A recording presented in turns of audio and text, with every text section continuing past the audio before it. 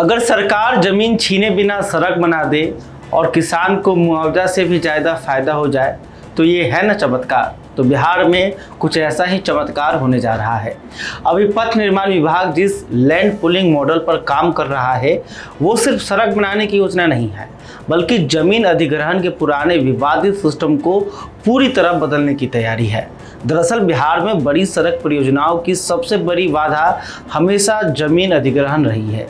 किसानों का विरोध, मुआवजे को लेकर विवाद और सालों तक फंसी परियोजनाएं, ये कोई नई बात नहीं है। पहले भी पथ निर्माण विभाग ने लैंड पुलिंग के जरिए जमीन जुटाने की कोशिश की थी, लेकिन वो प्रयोग कागज से आगे नहीं बढ़ पाया।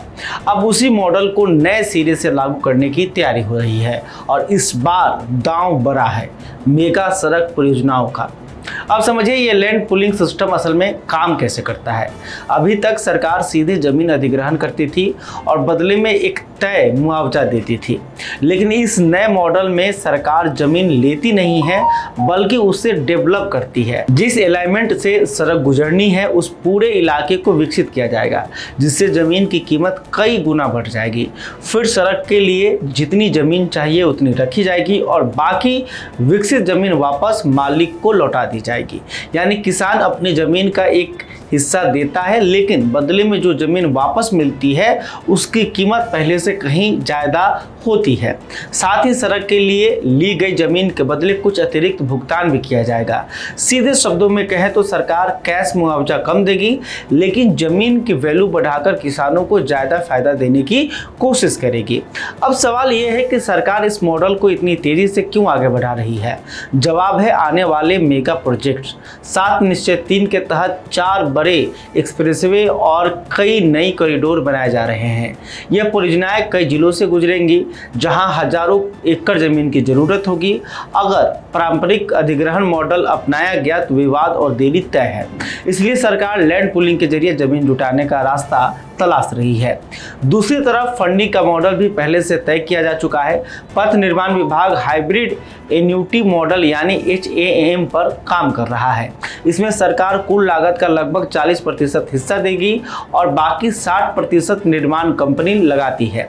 कंपनी अपनी लागत टोल या अन्य माध्यमों से अगले 10 से 15 साल में वसूल करती है। यानी सरकार एक साथ पूरा पैसा खर्च नहीं करती, लेकिन परियोजना समय पर पूरी करने का दबाव बना रहता है। अब इस पूरी योजना का असली टेस्ट जमीन पर होगा। कागज पर यह मॉडल किसानों के लिए फायदे का सौदा दिखता है, लेकिन बिहार जैसे राज्य में जहां जमीन से भावनात्मक जुड़ाव भी बहुत गहरा है, वहां लोग अपनी जमीन का हिस्सा देने को कितनी आसानी से तैयार होंगे, ये बड़ा सवाल है। साथ ही जमीन का सही तरीके से डेवलपमेंट हुआ या नहीं, उसकी पारदर्शिता भी इस मॉडल की सफलता तय करेगी। अगर सरकार इसे सही तरीके से लागू कर पाती है तो यह बिहार में सड़क निर्माण का गेम चेंजर साबित हो सकता है।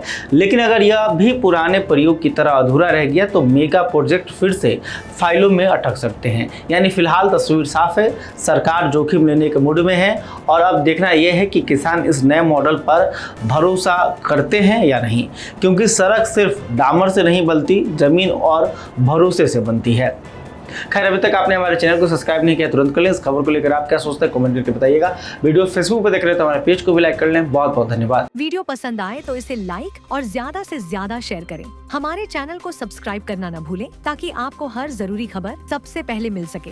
अगर आप किसी खास विषय या मुद्दे पर वीडियो देखना चाहते हैं तो कमेंट करके जरूर बताएं। आपकी राय हमारे लिए बेहद अहम है।